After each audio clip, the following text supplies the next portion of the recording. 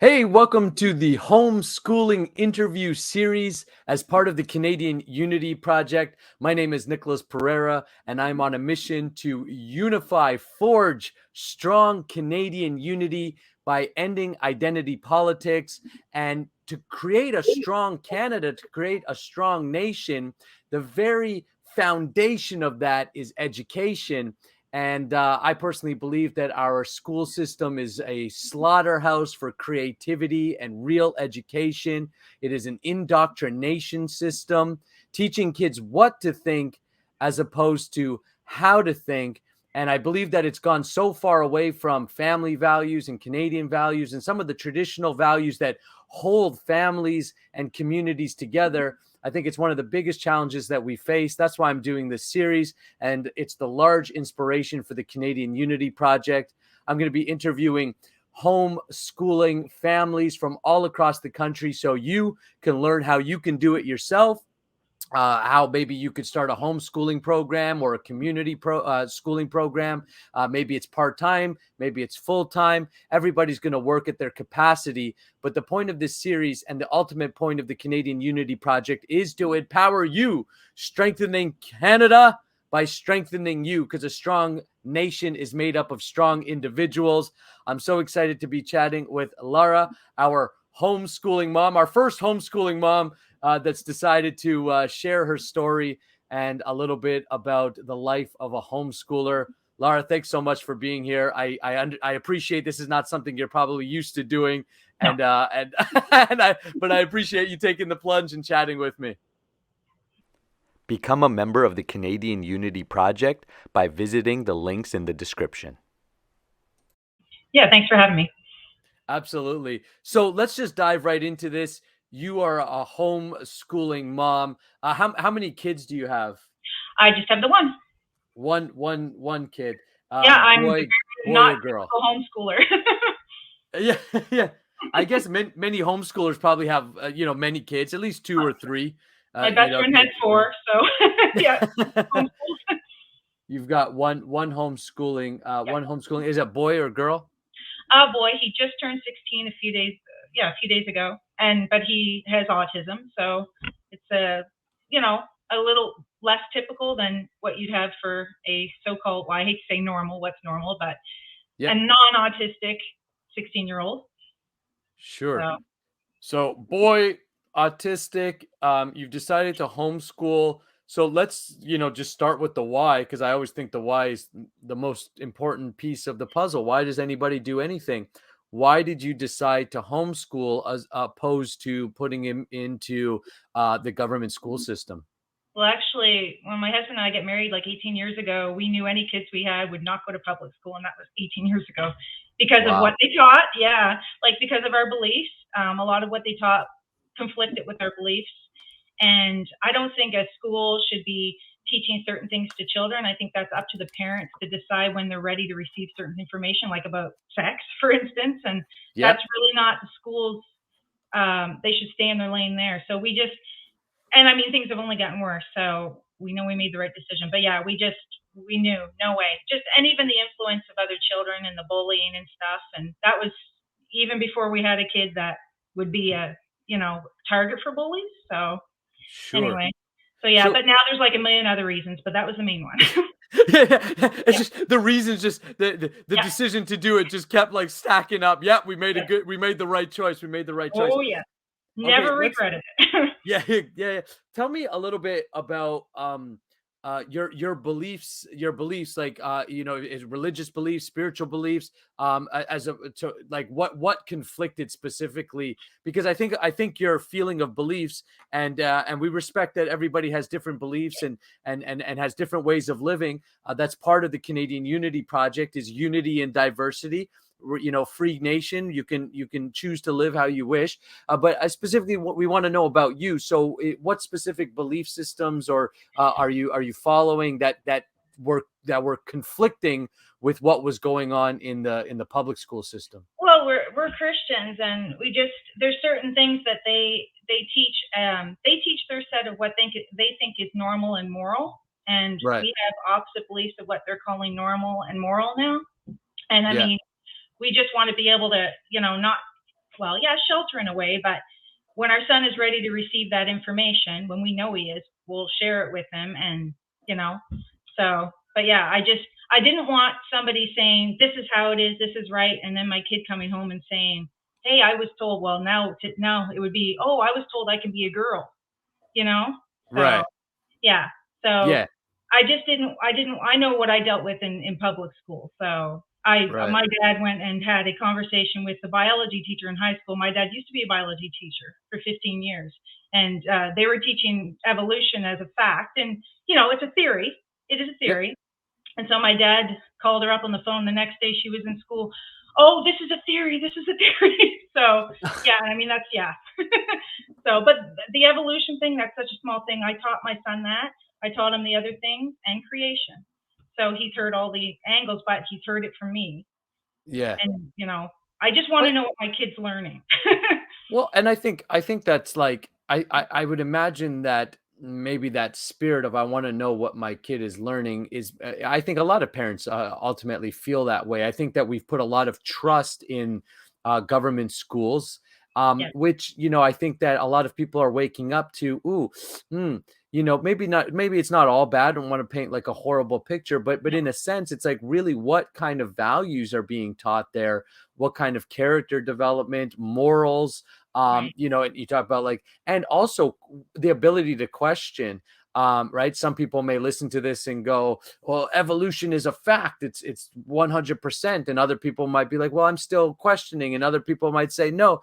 But again, it's that freedom for me. It's that freedom to explore, to be right, open-minded. And like you said, to give people different angles, like you gave your own son different angles. Here's, evolution theory, here's creation, and what the Bible says, and from your belief systems. So it's like it's being able to have those type of conversations where I find with school these days, and ultimately the way the country is going, it's like theories are now facts. right, If you say the word science, it all of a sudden means like it's infallible, like, oh, it's science, so uh, obviously it's got to be like the absolute truth, right? Which we know by history that science is made a million and one mistakes.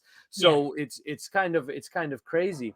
Um, I, I think a big challenge that a lot of parents have that might be connected with this, listening to this, and if they're thinking about homeschooling or going down that road, is a fear of inadequacy of hmm, themselves. Like, am I a parent, a mother, a father, a family equipped to homeschool my own kids? I'm not great at math. Who am I to be a I'm teacher? not. How did you have any of those same type of feelings or thoughts? No, I'm not like, I'm not stupid or anything. I'm not like a genius or anything, but no, I just, for me, again, it goes back to my beliefs. I believe that was what God wanted me to do. So he figured it out. Cause actually when I started homeschooling my kids, cause you have to start when they're 5 years old here in New Brunswick, right? So he couldn't carry on a conversation. He could hardly understand what you were saying to him. Like he was very low functioning in that way. And I was like, oh great, how are we going to start? So talk about feeling inadequate. I was like, no, I'm supposed to do this. I can do this. And now he never shuts up like his mother. So, Well, but that's yeah, I great. felt inadequate. But you find ways around it. Like I'm not bilingual. My husband's French, but I'm not. And so my son learns French on Duolingo, but he'll still learn Japanese probably before he'll learn French because he has a thing about anything anime and Japanese. Oh, So, cool. but you know, but you find ways to with your struggles, and you can also get other people to tutor. I mean, there are other people that will help, and you can connect with homeschool groups and find someone like other parents. I've seen posts about that, like, hey, can anybody help my kid with math, or can anybody help my kid with French or whatever? And so there are ways to do it for those areas that you're not good in. Like where there's a will, there's a way. Trust me. Yes, So, yes, I love that. I love that. And it's again, it's like trying to inspire that spirit of you can do it. I oh think that yeah, we've got to this place in society where everybody feels like almost disempowered, like they can't do it, or they need some authority to grant them permission. Mm-hmm. Oh, here, we government give you permission to go live your life as you choose. And I'm saying, no, you that's an inherent God-given right. You go live your life as you choose. Right. And if, as long as you're doing it in a way like, that doesn't impede someone else's freedoms, then have at it. And I'm really inspired by homeschoolers. I'm inspired by you to be able to do that. What would you say to a parent that might be, again, tuning in, watching, listening, and going, I'm considering it. I know I want to do it. I feel it's the right thing, but I'm nervous. I'm scared. Well, okay. So my best friend said to her husband, because she had her first kid in a Christian school, and then some things came up, and she was like, oh, she had said to me many times, I don't think I can homeschool. I don't have the patience, this and that. And then she said to her husband, if Lara can do it, I can do it. I'm not the most patient person, and I'm not like, I don't have a degree. I went to St. Thomas for one semester and decided, like, this is not my thing. Like, so I'm pretty much the opposite of what you think a homeschooler should be. So you have a vested interest in your kid, and the school does not. So you can do it. You can do it. Like, you don't have to be a genius, trust me, because I'm not. And my kid's in grade 10, and he's doing well. Like, he's doing well. And the best thing is, like, a lot of people, I think they think it has to look like public school, but the beauty of it is you don't have to spend 5-6 hours a day at it. Like, we never have done 5 to 6 hour days. And I couldn't imagine my son being able to sit there for 5 to 6 hours. And you're one-on-one, so it's not going to take as long, right? So there's a lot of wasted time in public school. So anyway. Yeah, there's a few things there that you said that kind of really stood out to me. Is one, it's your child, so you have a vested interest. Nobody is going to love and care for your child more than you. Yes. Ultimately. And to expect others to, I think, is a little bit wild too. But it's like, this is your child, so you will step up in ways that you might not even realize that you are capable of. Yes. Simply because that love for your child will draw you out of your comfort zone, and to be able to step up in ways, again, that you don't even realize how capable you are. So I think that's a really, just like, kind of really stood out to me as like a kind of a point to highlight. The second thing is the day of a homeschooler. So what's like the day in the life of a school with you, and like at home? What would be a typical day in the life at the Lara school? Well, yeah, I don't know what anybody else does, because I'm a lone ranger. I didn't do any of the groups or anything. I'm a very independent person that way. I just do my own thing. And for us, like, I've never gone by certain set hours. It's always been like, let's accomplish this today, like in this subject and this and that, that subject. So we basically sit at the kitchen table and we do what we have to do. And when he's got his, like, I have workbooks. I always have workbooks. I just thought, just in case the internet does go down, like I heard, we'd have mostly workbooks. Yeah. And then when he's done the main subjects, he does his French online, and he practices piano, because he has piano lessons once a week. So, because that's something I can't teach him. But yeah. So it doesn't always take the same amount of time every day. And we don't, like I say, we've never done 5-6 hour days ever. Like, there are a few hours, sometimes only 2, they're not super long days. But the thing is, a lot of his learning is done not during school hours. He's always on there reading stuff he's into, and like all of us, he educates himself in stuff he's interested in. So yeah, so ours is not a typical thing. And last year we did a bit of baking. So I just don't have the energy this year. I'm just like surviving. This is year 2 of the apocalypse. So I'm like, nope. And I hate baking on a good day. So we're not doing the baking this year, but yeah. So, and you'll hear different stories from everybody else, but I'm like a very atypical homeschooler. I really don't fit the mold too well. Yeah. Well, I think a lot of people that are connected with the Canadian Unity Project are like that. That's why we're generally freedom thinkers, right? Like, we have a certain way, we have beliefs about life, and we want to live those beliefs, and that's our right. That's not just our right from a government perspective. That's our God-given human right to be able to do this and to live that way. I think it's awesome. When is there any challenges that you specifically have run into that maybe you can share with someone, again, with a parent who's thinking about going down this road, or parents who are already doing this, but maybe finding some struggles? Is there any particular challenges or things that you found really difficult? And how were you able to, if you were able to, overcome them?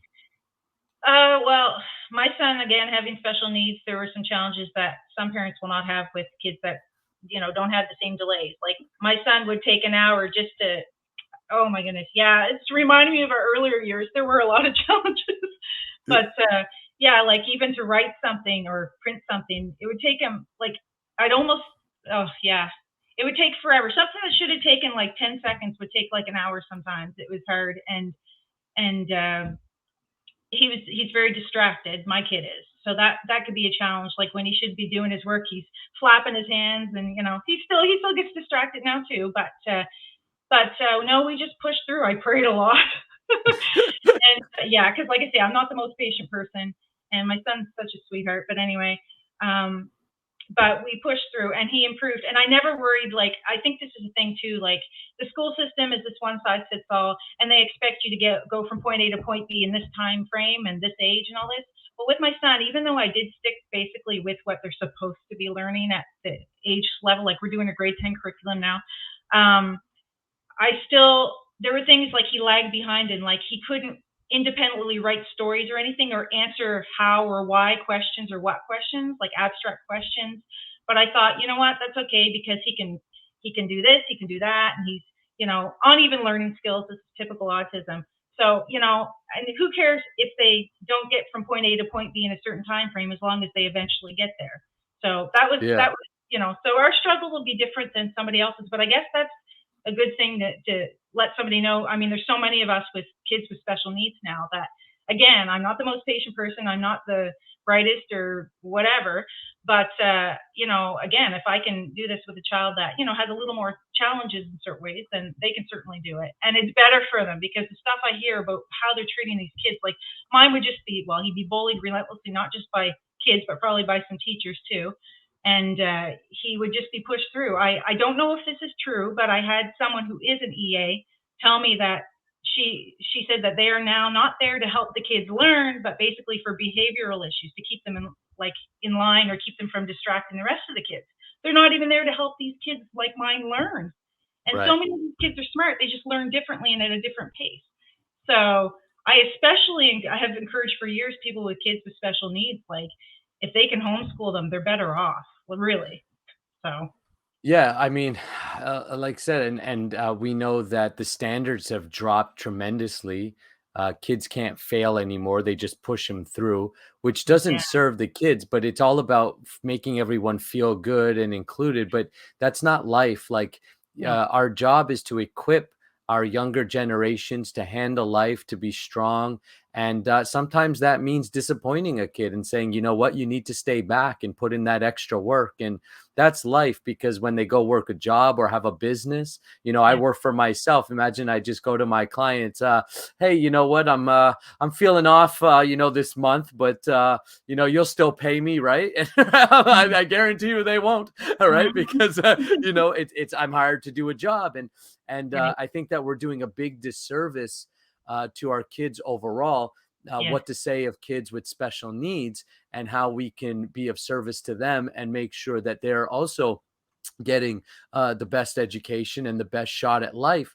Mm-hmm. And again, special needs or no special needs, Right. I'm encouraging Canadians all across the country to seriously consider pulling their kids out of schools Mm-hmm. and going back to homeschooling models, or at least small community models. And again, there's lots of support. There's online curriculums. There's teachers. I just connected with a teacher who doesn't want to work. He no longer works in the school system. He's a Mm-hmm. math teacher and physics teacher.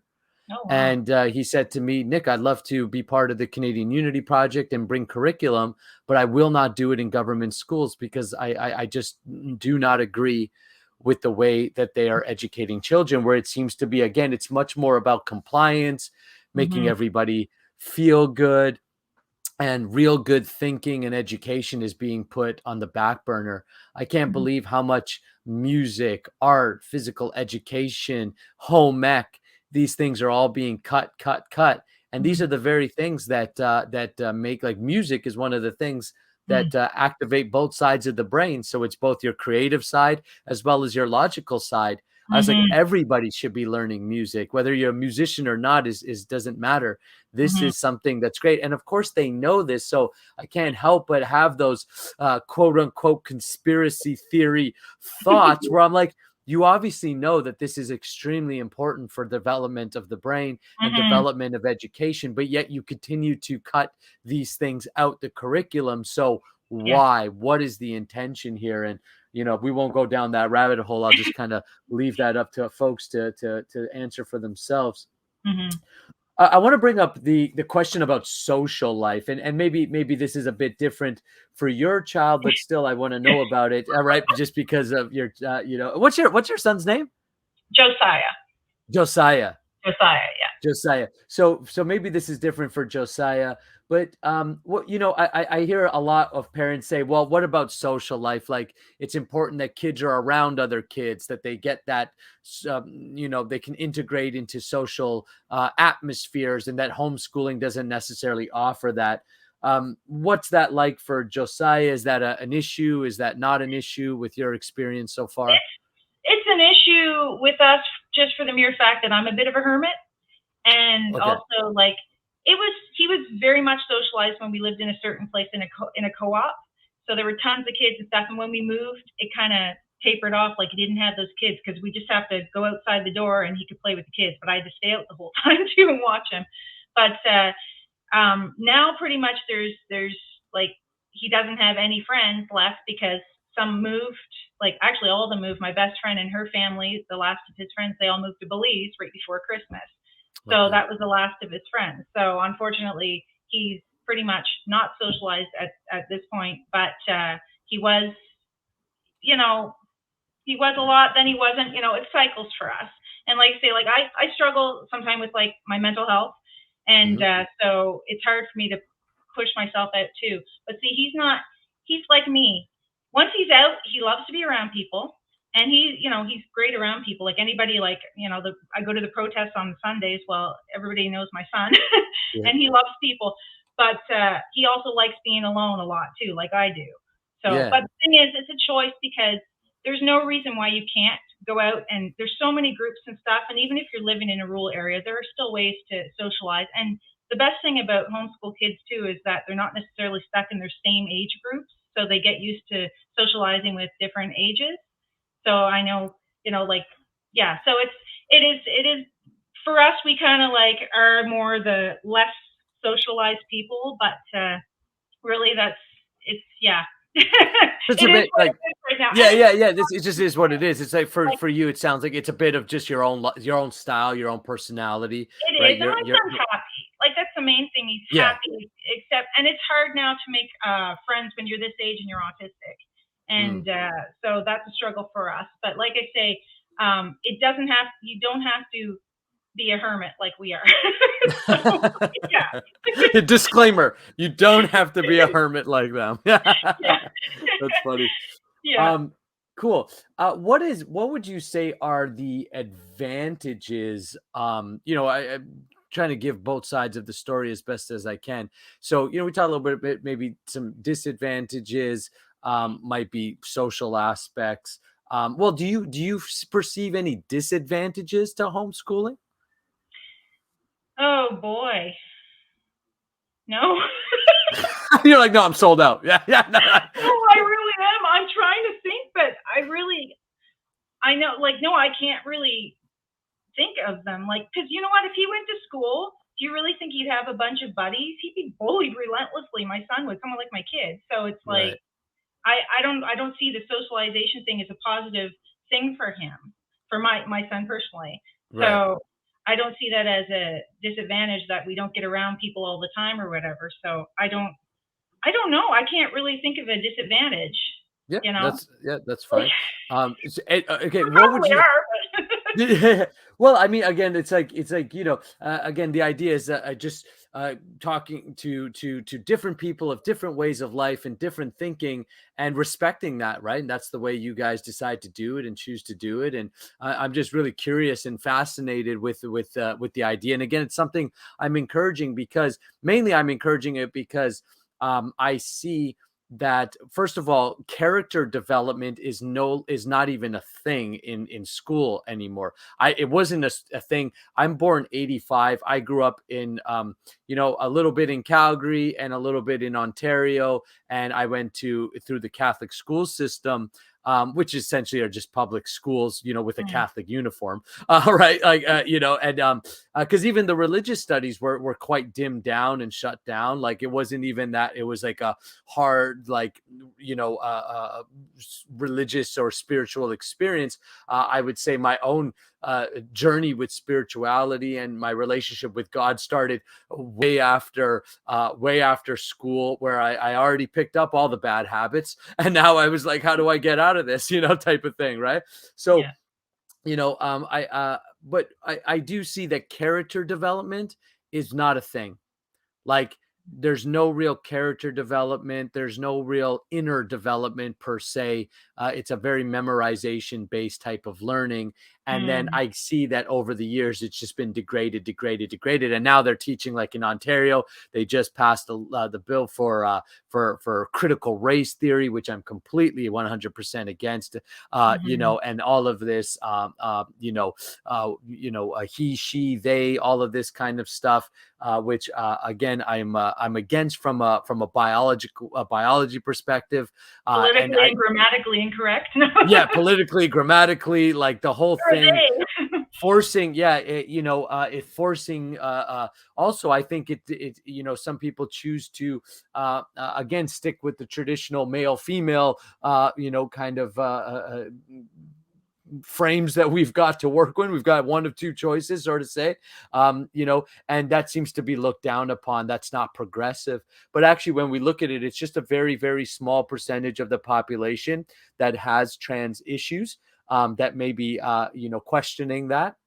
But they're teaching it everyone like this is it's Mm. like it's a massive thing, when it's really not. And again, I believe that's being done purposefully, to Mhm. confuse kids, to create Yeah. instability within children. And when you have instability within yourself, then you're easily controlled, you're easy manipulated, and you're easily looked to authority to tell you what to do. And I believe that's what our current government is doing. What do you think about so we talked about social life and such. I'm curious about, you're Christian. How does are you, because these things aren't taught. Like I said, I went to Catholic school, but I there was the religious studies was one period, you know, and it was very, very vanilla. I wouldn't say that I got that much out of it, personally. Do you teach the Bible? Do you teach Christian values and beliefs as part of your own curriculum, or is it something that's just lived out? I'm curious how your religion and your schooling go together or don't, or what that's like. Well, actually, this year is the first year we actually bought a set like of curriculum, and it's a Christian curriculum, and I love it. It's Alpha Omega, and they tie the Bible and everything. Actually, today we were learning in science about genetics, and it had us read the story about Jacob and how he had to breed the sheep and stuff because Laban was cheating him. He cheated him back. It was actually really interesting. I was like, oh my gosh, I forget that story was in there, and you know, and so it does take things from the Bible and kind of tie it into the lessons, which I love. But my son does his own, like he has his own Bible, and I bought him a bunch of these comic ones, like manga or manga, however you pronounce it, he'd know, with Bible stories. So I just try to find things that interest him for him to learn about the Bible because he's 16. Like I know he's a young 16, but he loves to read, so he can read it just as well as I can. So, Yeah. but other years we didn't have Christian curriculum. I just taught him the basic stuff. So Okay. everybody's different, but I think Yeah. the best way to teach your kid is to live it. And it's been a struggle, but yeah. So Sure. Yeah, that, and I love what you said there. The best way to teach it is to live it, and I think that's ultimately, again, if we go back in time, a lot of people think homeschooling might be a passe thing, but I think it's the most beneficial way, and ultimately, it's the best way we learn is by mimicking. We Yeah, mimic what we see, especially in our developmental years when we see scary something. sometimes. What's that? It's scary sometimes though. Yeah, They yeah, teach yeah. you bad habits. You're like, oh, stop doing. Oh, wait, that's you're acting like me. Yeah. Well, they Oh, say your kids reflect back to you, right? You yeah, tend to learn a lot about yourself through your kids. yeah. So, well, first of all, Lara, thank you so much for, being willing to speak openly about what you're doing. I think it's fantastic. I think it's something that many parents that I've talked to, they're either already doing it, they're exploring it. There seems to Mm, be more of a movement towards homeschooling. And that's largely because what's going on politically within our country. But you saw it way before, the last few years, and as many parents did that I've talked to, they saw that the school system was going far away from the values in which Canada has generally lived by, mm. and saw what was coming down the pipeline, so to say. Is there any final words or thoughts that if you have, if let's just imagine there was 10,000 parents tuning into this, listening to this, what message or thoughts could you leave them with or give them to maybe give some encouragement on their own homeschooling journey? Well, like I say, if somebody like me can do it, you can do it, and there's no rule set in stone really on how to do things. At least here in New Brunswick, it's pretty, so you don't have to be a genius. You don't have to be the most patient person in the world. And yeah, that's about all. I know that isn't really inspirational, but it's all I got. No, it really is, because it's real. It's real, and that's why I love these conversations, because it's just a real conversation. It's real life, and that's what we're trying to inspire, is like real people doing real things in the world, and being successful at it. And hopefully empowering lots of Canadians, and maybe people around the world to go back to some of these traditional ways of living that work. They've Yes, worked for they do work. thousands of years. They continue to work. They'll work for the next thousands of years, because it's the way God or nature has designed it. And this big schools with 50 kids in a classroom, and Yeah. everything is centralized, right? Big government, big schools, big corporations. We're losing the individuality and the personal Mm, touch, which makes life so good and juicy and wonderful, and a lot of people are suffering in it. It's clear it's not working. I mean, look mm, at the mental health, look at the physical health. Divorce rates are through the roof. All of, like it's so clear it's not working. But it doesn't seem like anybody from a government level is talking about solutions, and that's what mm, I'm doing my best to can and say, hey, there are actual solutions. These things have been around for thousands of years. We mhm, just are, it seems like somehow or the other we've lost connection with these traditional ways of doing things, but there's mhm, a reason that they've worked for thousands of years, and they'll continue to work if you kind of just jump in and embrace them. mhm. Yep, I Awesome. agree. Well, Laura, thank you so much for your time. We appreciate you. Yeah, thanks for And having me. I'll probably try to tune back every once in a while to get some updates. Maybe we'll get a grade 11 and grade 12 kind of update of what's going on. And we'll My stay hair in will be touch. grayer. Yeah, that's right. I'd be like, oh, wow, that was a tough year, right? So, Right. yeah. So thank you so much. Really appreciate your time. Yeah, thank you. Become a member of the Good night. Canadian Unity Project by visiting the links in the description.